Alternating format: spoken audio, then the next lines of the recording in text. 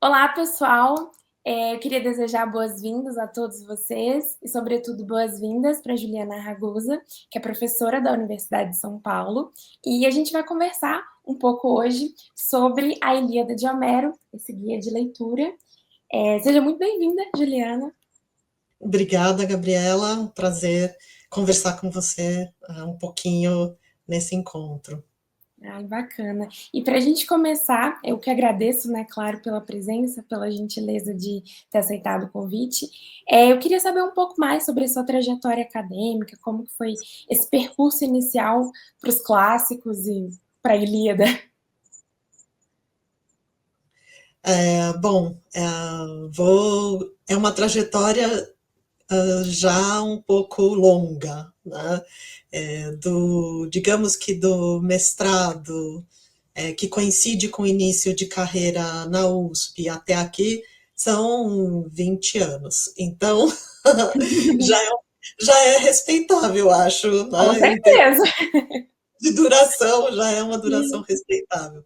Então, eu vou resumir, quer dizer, eu fiz graduação em letras na USP, em português, sempre fiz as disciplinas do grego, né, sobretudo as de literatura.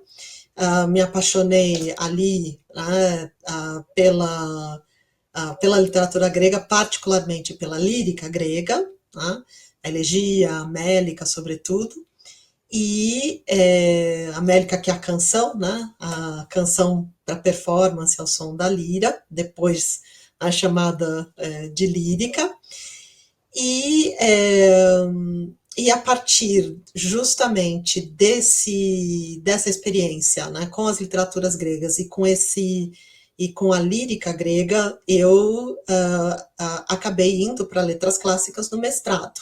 Né? E onde eu comecei, né, com o qual eu comecei uma, uma sequência de estudos sobre a representação de Afrodite, né, a deusa do erotismo, a deusa da beleza, a deusa do sexo, do casamento, no mundo antigo, no mundo grego antigo. E eu me dediquei a estudar, né? Tenho me dedicado, porque ainda não acabou, Nunca mas acaba. nunca acaba, mas tenho me dedicado a estudar essa deusa, particularmente nesse gênero poético que eu mencionei há pouco, a Mélica, que é o gênero de poesia praticado por um nome que eu acho que é o mais conhecido, Safo, né, por Safo. Né, mas vários outros poetas, Anacreonte, Píndaro, né, talvez sejam os nomes mais conhecidos. Então, no mestrado eu comecei justamente com Safo e Afrodite, né, o estudo de Afrodite em Safo, foi a primeira fase de pesquisa, né, dessa pesquisa. Depois veio a segunda fase no doutorado, em que eu abri para os demais poetas arcaicos, então os poetas que estão ativos entre 600 e 550 a.C. E depois veio um terceiro ciclo de pesquisas que coincide com a minha concurso de livre docência, que é um concurso que existe na USP, Unesp, Unicamp, tá? E que, enfim, nós temos a opção de apresentar uma tese, um conjunto de ensaios. Então, aí eu me dediquei a Afrodite em dois dos poetas tardo-arcaicos. Eles estão no período arcaico, que é um período que vai de 800 a 480 a.C., mais ou menos, que 800 é uma datação para o que nós podemos chamar de Grécia histórica, essa Grécia que nós conhecemos, das Olimpíadas, né, da primeira realização dos Jogos em Olímpia, do alfabeto grego, dos poemas homéricos, que são datados de cerca de 750, da polis, a cidade-estado, Então, é mais ou menos uma datação em que você tem essa Grécia configurada, né? que vai se sofisticando, se complexizando, né, do ponto de vista das suas estruturas, ao longo dos séculos. 480 é o final das guerras pérsicas. Né? Então, é usado como uma espécie de marcador, a gente precisa, né, dessas organizações, do material que nós temos diante dos olhos, do tempo, do espaço. Então, 480 é o fim das guerras pérsicas, e com isso nós costumamos dizer que, bom, acaba o período arcaico, porque você tem já uma série de mudanças que vinham acontecendo, que se consolidam, e aí nós entramos no período clássico, que é bem mais breve, vai de 480 mais ou menos a 323, que é a morte de Alexandre o Grande. Tá? Então, eu comecei com os poetas mais arcaicos, Safo, que está entre 630 e 580, depois os poetas que vão até meados do século VI, 550 a.C.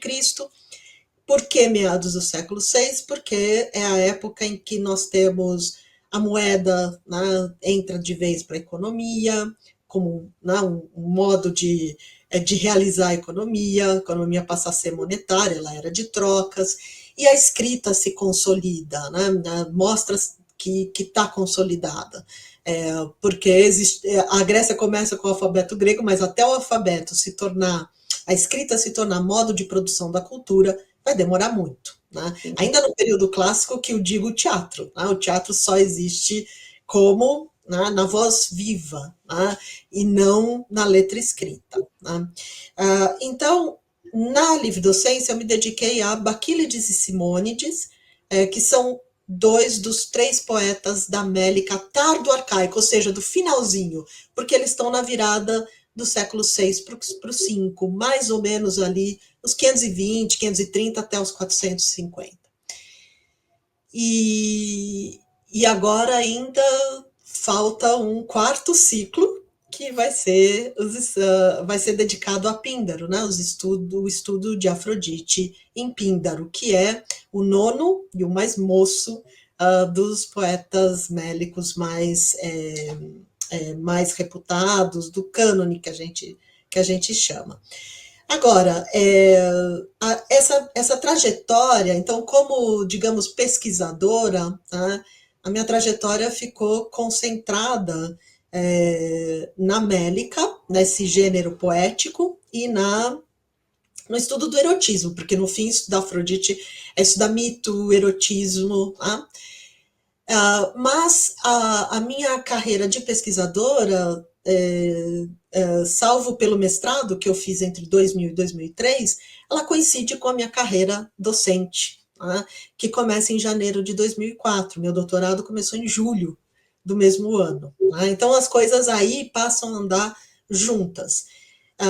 E embora, claro, do ponto de vista da carreira de pesquisadora, você sempre terá uma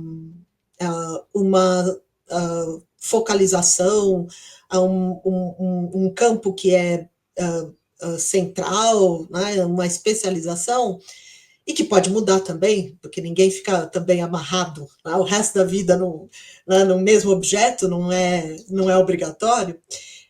Mas, embora, claro, nós façamos isso até por necessidade, porque você não dá conta de conhecer a fundo toda a fortuna crítica de todos os poetas, de todas as obras e de todos os gêneros. A especialidade é necessária por questões até práticas.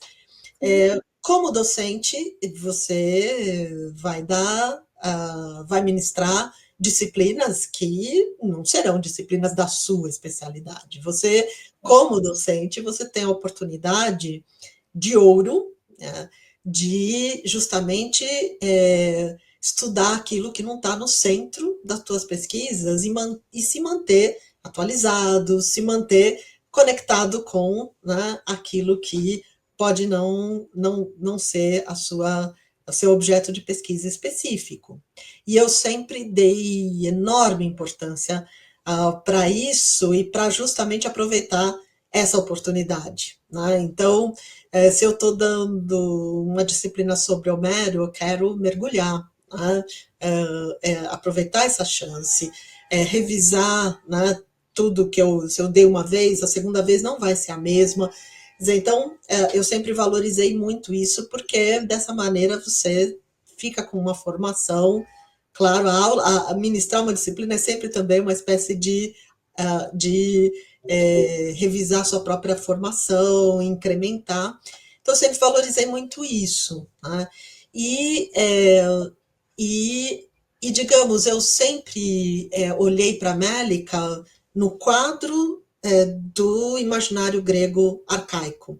Isso quer dizer que, até pela natureza da Mélica, que chegou para nós em fragmentos, nós raramente temos canções preservadas integralmente e legíveis integralmente, é preciso dialogar com o que está no imaginário.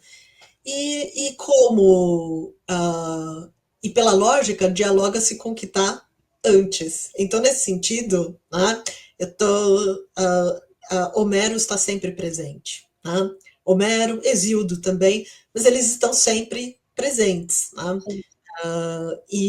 Portanto, como docente, mas também, no fundo, inclusive como pesquisadora, Homero que nunca sai da frente dos olhos. Né? E ainda Independente do tempo. Não só exato. para a poesia grega, mas a poesia latina e séculos à frente Não, vai estar eu no estou nome. refletindo, né, aqui por, porque eu estou falando um pouco da trajetória, mas ultrapassa todas as fronteiras e todo, né, quer dizer, Homero, enfim. É, mas e uma terceira, digamos assim, uma terceira dimensão é, digamos assim, da docente que não só dá aulas de literatura grega dentro da universidade, mas mesmo no curso de letras, os cursos de literatura grega são dados para alunos de todos os bacharelados. E nós temos 16 bacharelados em letras. Então, não são alunos, tem os alunos do grego, mas não tem apenas os alunos do grego. E as disciplinas, inclusive, são dadas com as traduções, lidando com as traduções. Então, sempre tive uma preocupação muito grande também de dominar uma linguagem acessível a todos, que todos entendam, que seja clara, que seja objetiva e que seja inteligível para todos. Eu acho que nem quando nós escrevemos, nem quando nós lemos, nós temos que impor uma dificuldade a mais, né, para quem nos ouve ou toma o nosso texto em mãos. Né? Quer dizer, leitor não tem que ser detetive. Né? Não. Sobretudo nesse ato de aprendizagem, né? Sobretudo Exatamente. quando é inicial, às vezes um estudante dos primeiros períodos, daquele ciclo Exatamente. básico, né? Do curso Claro, de letras, ou de outros cursos, ou de uma pessoa que não está na universidade, mas que tem um interesse, tem que ter um ponto de partida. exato. E aí, eu também assim, sempre tive a oportunidade de dar aulas para um público fora da universidade também, Bacana. e de variadas áreas, das exatas, biológicas, outras áreas das humanidades.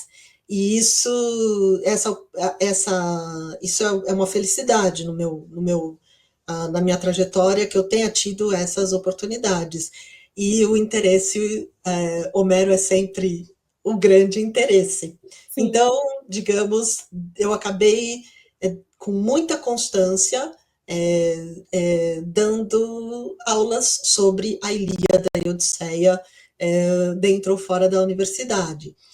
E vem, quer dizer, então o meu convívio com Homero, né, ele entra por aí, você veja aqui, de mais de uma forma. Né? Não, magnífico, assim. E eu acho que, pensando agora, já entrando no livro um pouco, e nesse guia, vou, claro, te perguntar também sobre as anotações e como elas condensaram para abarcar essas diversas esferas que você lida, não só como pesquisadora, que está sempre mais a fundo e com um repertório muito amplo, mas também para o curso de letras de estudantes do grego, propriamente dito, ou para outros estudantes, ou para pessoas que estão em outros contextos de universidade, que não necessariamente curso de letras, e que precisam criar um repertório também sobre como que chegou nesse denominador comum, que é o livro. O livro, né? Que ficou assim, eu fiquei muito, muito contentinha, né? Orgulho é o filho, né? Ficou muito, muito bem editado, enfim, adorei a capa, o design. Enfim, eu estou muito contente, muito feliz com esse livro. Esse livro acabou vindo à tona como uma consequência do trabalho de docência. É isso, e dessa docência que quer falar para o público especializado e não especializado. Nesse sentido, Gabriela, assim, eu já venho me dedicando a publicações nesse sentido já há tempos, porque agora veio esse projeto do guia de leitura que eu levei para a Minema e que tenho enorme gratidão pela Minema de ter acolhido com tanta convicção o projeto. Mas eu tenho 3 antologias, né, de tradução anotada, com comentários, introdução ao gênero, introdução aos poetas, que são uma dedicada a Safo, né, Hino Afrodite e outros poemas, publicada já em segunda edição pela Edra, agora bilíngue, em 2021. A Lira Grega, que saiu também esse ano, a segunda edição, agora bilíngue. As duas segundas edições dessas 2 antologias, muito diferentes das primeiras edições. Né? Porque às vezes, tá igual. Não, elas estão muito diferentes, muito mais atualizadas. Eu realmente mexi para valer em ambas, e elas têm o texto grego. Então, para os alunos, né, o pessoal do grego, o pessoal de letras clássicas, estudos clássicos, facilita, porque os textos dos mélicos, dos fragmentos, não são tão facilmente encontráveis, digamos assim. Então, essa segunda edição do Lira Grega saiu agora 2024, e em 2021, a Ateliê com a Minema, aí é uma parceria, né, Sim.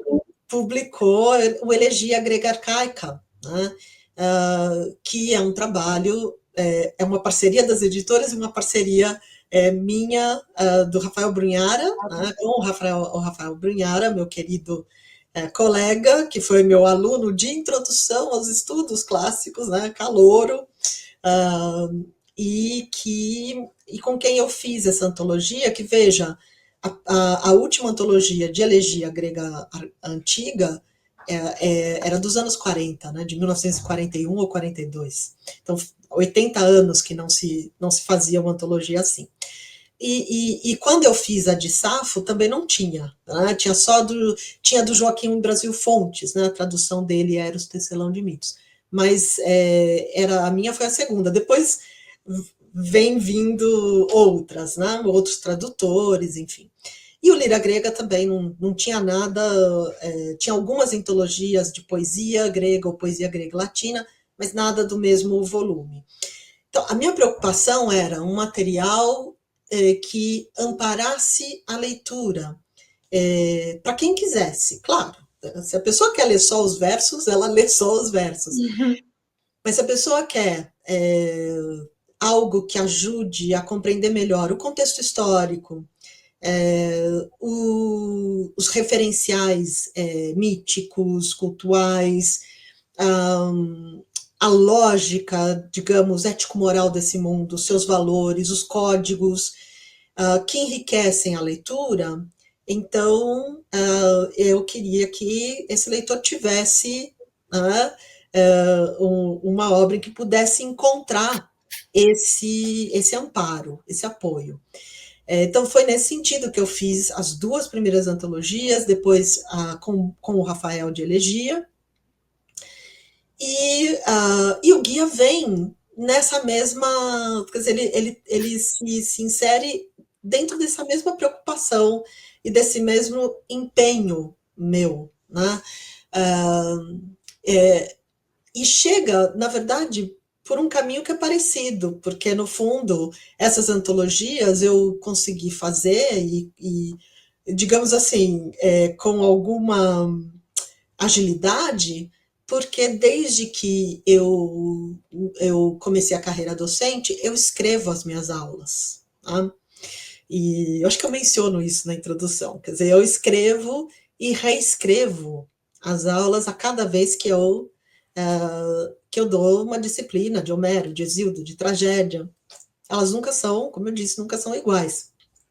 Entram novas leituras. O próprio, a cada vez que eu dou uma aula, eu releio, né, a obra. Então, eu não sei mais quantas vezes eu li já a Ilíada e a Odisseia, né? Inclusive inteiras. Né? Assim como também não sei, já perdi a conta de quantas vezes li os Mélicos. Né? Então, eu tenho essa prática de escrever as aulas. É claro que é uma escrita ainda não é inteiramente, digamos, dissertativa, né?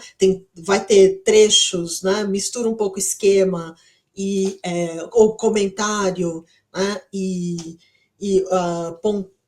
Que vão sendo pontuados, né? E partes um pouco mais dissertativas, mas esse material eu tenho basicamente para tudo aquilo que já foi objeto né, de curso que eu dei. E a Ilíada, né, e Homero tem esse lugar assim tão incrível, né, no nosso imaginário. E com os anos, no fundo, eu acabei reunindo comentários a todos os cantos de ambos os poemas. E um dia, dai a César o que é de César, um dia,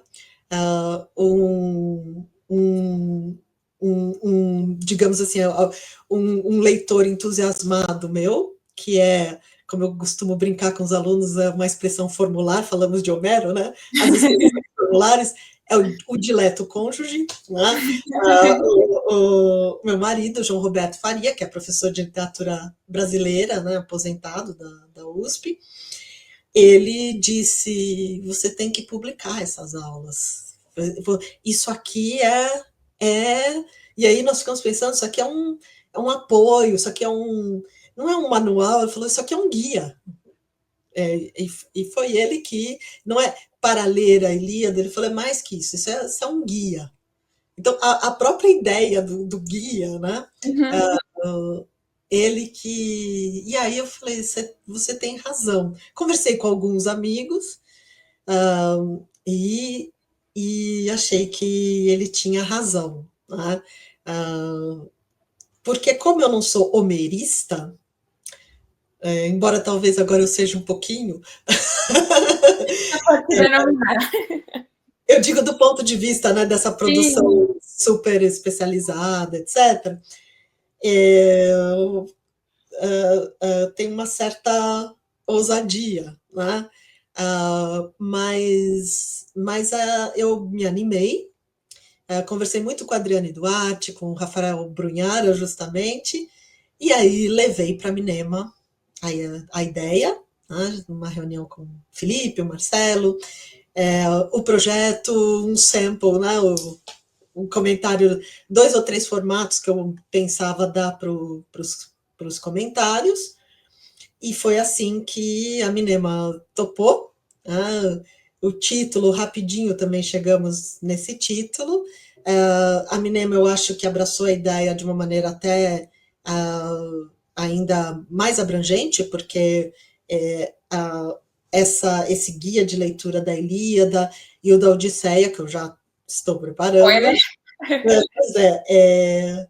é uma linha editorial. Né? Então, eu espero que ganha adeptos entre os colegas, né? Porque é um tipo de material que não introdutório, né? Acessível a um público muito amplo, é um tipo de material de que nós carecemos, nós não temos esse tipo de material. Né? Uhum. Então, foi assim que o guia foi concebido. Ah, perfeito. Eu acho assim, é uma atitude muito louvável, sobretudo porque você sente essa necessidade, sobretudo como docente, de entender que as pessoas precisam, para além das aulas, ou, enfim, de diversas formas, ter esse aparato. Porque às vezes um aluno está ali na aula, mas depois ele precisa rever e é um material que a pessoa vai rever. E quando ela vai ter a experiência própria de leitura e de Sim, estudo, ela é um material que ela vai consultar e que ela vai, inclusive, citar, referenciar, pensar, abrir caminhos mesmo para pesquisa, para estudo, para interpretações. Então, é sim, muito louvável. Então, assim, tem mais algumas perguntas. sim. Pensando agora do que você comentou sobre a gente não ter esse material, eu queria saber sobre essa. Como é essa prática de guias de leitura no exterior? A gente tem, a gente não tem, como que. Porque, assim, uma coisa que eu sempre percebi muito na minha época do curso de letras é que a literatura clássica aqui no Brasil, na educação básica, ela é muito distante. Uhum. Distante não, quase inexistente, né? Então, quando uma pessoa chega na universidade, é um primeiro mundo. Foi assim comigo, sabe? Não conhecia e foi ali que eu fui ter esse acesso. E você não sabe nada e precisa de fato. Isso é muito importante, de verdade. Eu fico pessoalmente muito grata por esse tipo de material. Uhum. Mas eu sei que fora não é tão assim, né? Então, como que tem esses guias? Se tem esses guias, eles são completos assim? Ou não tem tanto essa necessidade? Então, de fato, quer dizer, eu comecei a achar tão difícil, pensando nos alunos, né, Uhum, essa lacuna que enfim, no primeiro, eu acho que foi a partir de 2013, quando eu voltei do meu terceiro estágio de pesquisa nos Estados Unidos, foi o pós-doc, eu comecei a enviar para os alunos as sínteses das minhas aulas. E eles gostavam tanto, e eu percebi e toda a síntese ia com uma bibliografia, e eu percebi que eles ficavam mais animados para ler a bibliografia, porque aí ela está ali num diálogo, aí eu cito, enfim, às vezes traduzo o que eu cito, então isso também anima. E aí a partir do momento, eu comecei a dar as aulas na pandemia. Na pandemia, eu resolvi que eu não ia dar mais as sínteses, mas as aulas escritas, né? uhum, Dessa maneira como eu expliquei. E o retorno que eu tenho disso é incrivelmente positivo. Assim, mas é incrivelmente. A diferença que faz é muito grande. Né? Então, isso você tem toda a razão. Quer dizer, isso falta, e ter esse tipo de material pode tornar muito mais produtiva a passagem do aluno pela tua disciplina. Né? Quer dizer, a passagem do aluno por aquela disciplina. No exterior, né, muitas vezes digamos assim, trazia para a bibliografia, claro, muitas vezes não, eu sempre trago para a bibliografia, digamos, aquilo que é os estudos mais densos, mais, mais pesadões, uhum. inclusive, que exigem mais de quem está lendo, tem uso de língua grega, então são. Né, e os estudos introdutórios, porque introduções sempre tem. Introdução à tragédia grega, introdução ao Homero, sempre tem. Né? Numa linguagem mais acessível, isso tem. Tem francês, tem italiano, tem inglês, isso tem lá fora. Né? Uhum. É, mas, claro, uma coisa é você trazer isso numa língua estrangeira, outra coisa é você oferecer na sua própria língua. Sim. Não, é importante, a língua estrangeira sempre vai ser importante para tudo, até para quem estuda literatura brasileira, quer dizer, porque não é, eu sempre digo, é uma questão de você abrir o diálogo, não é, não é exibicionismo, não é para restringir, ao contrário, é para você ser capaz de conversar, né, com mais vozes. Mas é importante também ter na nossa língua. Quer dizer, não ter na nossa língua é que é um problema. Né? Sim. Quer dizer, agora, no caso de Homero, eu, arriscando aqui é, errar, do que eu conheço, não há nada sim, não há uma obra como esta Tão em completo, né? outra língua, tão completo. Né? Quer dizer, às vezes comenta alguns cantos, quer dizer, desse modo que eu fiz, não. Coincidentemente, em setembro, saiu uma espécie de apoio à leitura da Ilíada. Mas já é diferente, porque já é para graduandos, sobretudo graduandos do grego, é feita por vários, tem um editor, mas tem vários especialistas, É o e estilo aqueles eles, companions, né? exato, eles tratam da fortuna crítica, que eu achei que não era o caso para esse público amplo, não era o caso de discutir a bibliografia de Homero, e para cada canto eles escolhem um problema e aprofundam esse problema. Então veja que não é o que eu fiz, né? Não é a sua Então assim, proposta. exato, do que eu conheço, né, daquilo que eu conheço, então dentro do que eu conheço, não há nada exatamente como essa em outra língua. Né?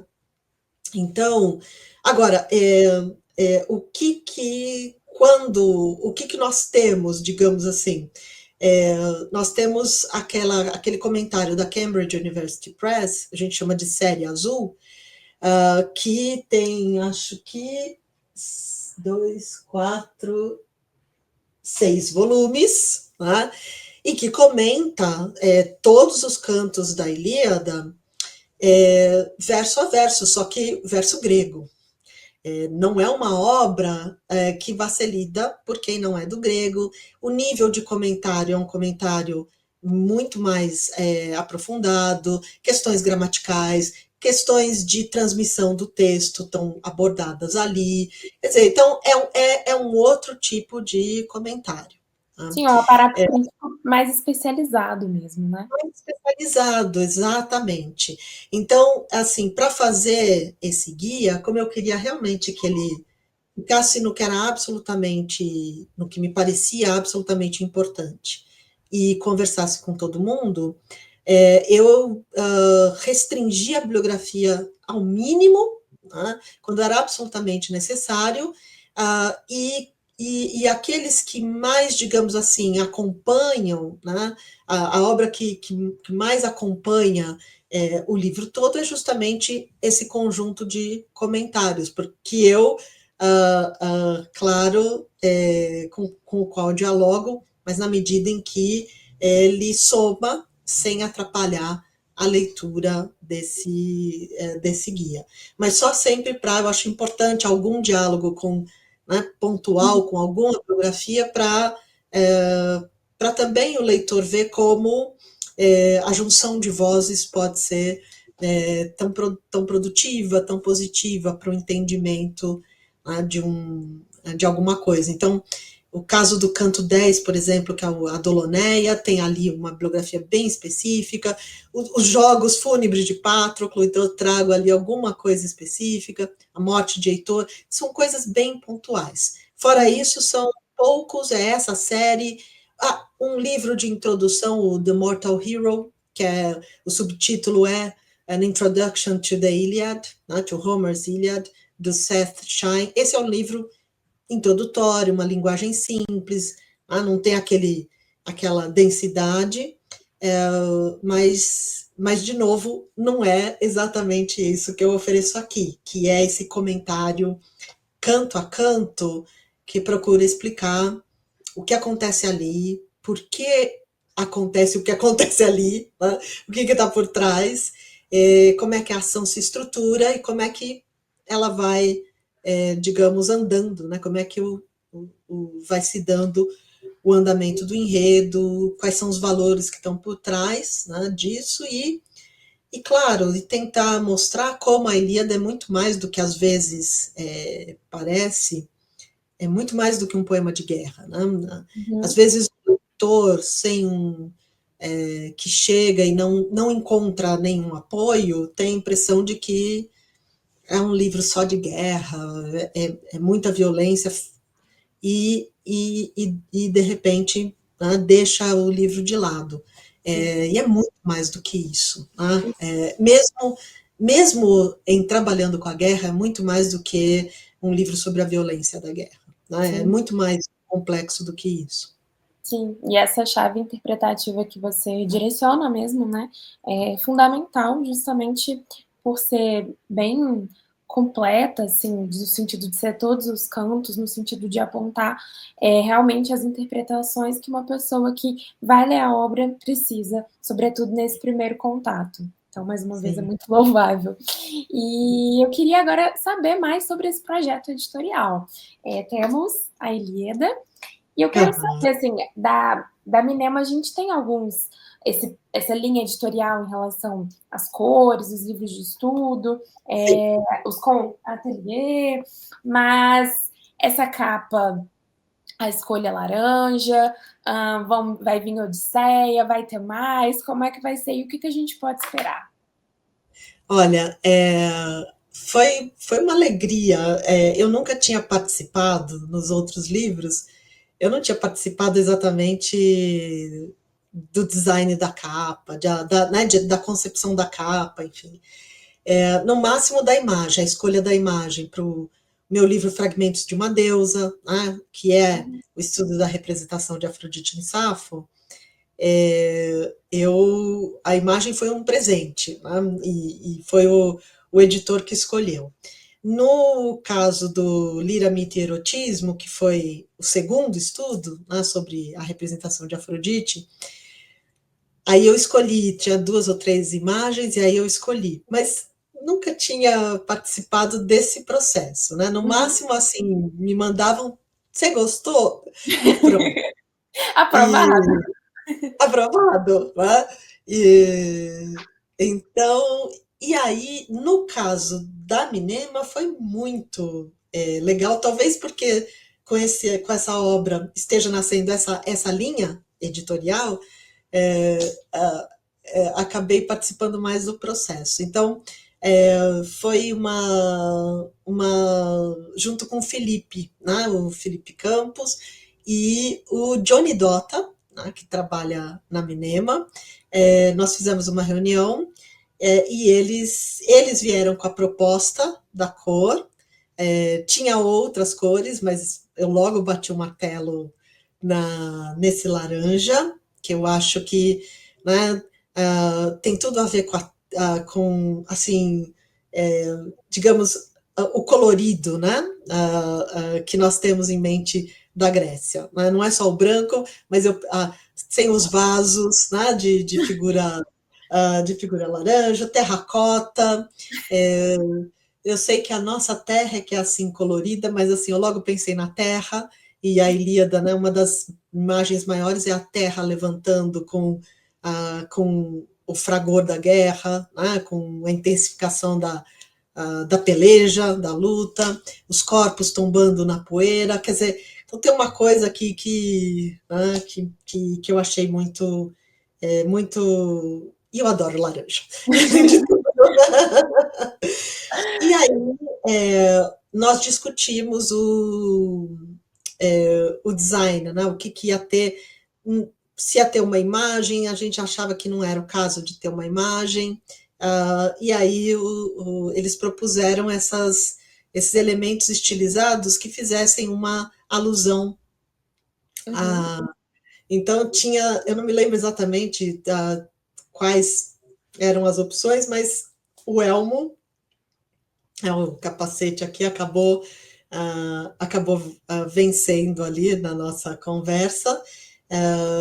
Claro, você pensa em guerra, mas também, enfim, uma das cenas mais comoventes é a morte de Patroclo, e que começa quando, né, o Apolo vem por trás dele, bate nos ombros dele, e aí, né, ele perde toda a armadura, cai o capacete. Quer dizer, tem uma coisa, tem uma imagem forte, né? E só que aí eles me surpreenderam, porque dentro, né, essa é uma surpresinha, né, quando o leitor abre, tem esse, Melhor. tem esse cavalinho lindinho aqui, que foi essa foi uma surpresa. Né? Então a capa eu participei, nós fomos pensando muito no poema, nas cores em que o poema, né, nos faz pensar, e o cavalinho, claro, né? O cavalo é parte aí das batalhas, os cavalos de Aquiles. A última palavra do texto grego da Ilíada é o último epíteto que é dado a Heitor, né, o Doma Corcéis. Então você tem um cavalo como, a imagem final da Ilíada, que é claro, né, faz pensar naquele cavalo que vai ser a desgraça de Troia. Enfim, um dia, o famoso cavalo de pau. Né? O presente de grego por excelência. Né? De presente não tinha nada. Então, a da Odisseia nós já conversamos no embalo da Ilíada, na animação, já tem o projeto. O guia é esse, né? Você vê que é um livro menor, um pouco menor, meio gordinho, quer dizer, ele tem essa coisa, parece um guia de viagens, assim, né? É um prático, né? Tipo assim, deixa eu ter sempre comigo debaixo do braço. Isso, uma letra boa, né? Uma letra grande, uma página boa, quer dizer, simples, né? Uma diagramação simples. Então, esse é um aspecto um pouco desse despojamento elegante, eu diria. Né? Ele tem uma informalidade, um despojamento elegante. A da Odisseia virá assim, só que não vai ficar tudo na mesma cor nessa linha. Então, a cor da Odisseia vai ser diferente, mas vai ter esses mesmos elementos que você vê aqui. Ai, perfeito. Não, e ficou o que a gente precisa, né? Objetivo, necessário e completo. E temos data de quando a Odisseia sai? 2025? Sim, 2025. Eu estou trabalhando, acabei de fechar os 4 primeiros cantos, a chamada telemaquia. Então, a minha intenção é conseguir adiantar o máximo possível antes do semestre começar, porque quando começam as aulas, Aula. né? Exato. Então, e eu vou dar introdução aos estudos clássicos, nós pegamos os calouros, tá? São muitos alunos, são 120 alunos, então eu quero adiantar o máximo, ter o máximo do guia pronto, mas aconteça o que acontecer, ele vai ser entregue à editora em maio, para que ele seja publicado, lançado no segundo semestre, como foi o da Ilíada, mas talvez, aí, claro, a editora tem o seu timing, tem a sua agenda, mas definitivamente em 2025, talvez um pouquinho antes do que foi esse ano. Esse ano foi, chegou assim, acho que no penúltimo dia da Feira dos Livros, chegaram alguns exemplares para eles, e o lançamento foi agora, dia 6 de dezembro, né? Então, foi às portas do final do ano, do Natal, das festas. Então, talvez um pouquinho antes, mas definitivamente no ano que vem, para que aí, né, fique completo a dupla. Completa. Não, mas com certeza, você já vai começar o semestre já assim. Já, Olá, bom dia. já. Já, Com todo mundo. já. Mas assim, perfeito. E eu acho que tem muito a acrescentar, sabe? Como você falou, tomara que essa obra, né? Agora você está fazendo essa contribuição muito significativa, Ilíada, Odisseia, mas que abram portas para mais colegas valorizarem mesmo essa importância, produzirem também, publicarem, porque é muito válido, é muito importante. E a gente precisa cada vez mais, né? Justamente para que sempre abram mais portas e mais portas para pesquisa, para o interesse nos clássicos, pelo Sim. motivo que for, não só pesquisa, mas interesse, enfim, diverso que seja. Então, eu tenho só a agradecer mesmo. Obrigada. Eu realmente agora, já há alguns anos, eu decidi que os trabalhos mais densos ficam para os artigos. Sim. A maioria dos quais, inclusive, hoje em dia publicados eletronicamente, em acesso livre, enfim. Uhum. E os livros eu tenho realmente propositadamente deixado a publicação em livro para obras sempre nesse sentido, assim, de irem, digamos, eu poderia dizer somar, mas é um pouco começar a preencher, né, Uhum. isso que eu vejo como uma lacuna Uhum. no mercado editorial e que tem um potencial grande, porque Sim. interesse há. Eu acho que a pandemia mostrou isso também. Uh, quantos grupos de estudos de literatura que dão esses cursos, né, breves, online, Uhum. se fizeram na pandemia e se mantiveram. Quer Sim. dizer, existe interesse. O que precisa também é existir material. Sim. Então, né? Entender as necessidades também, né? Às vezes o interesse ele é muito, igual como você falou, de sua experiência na sala de aula.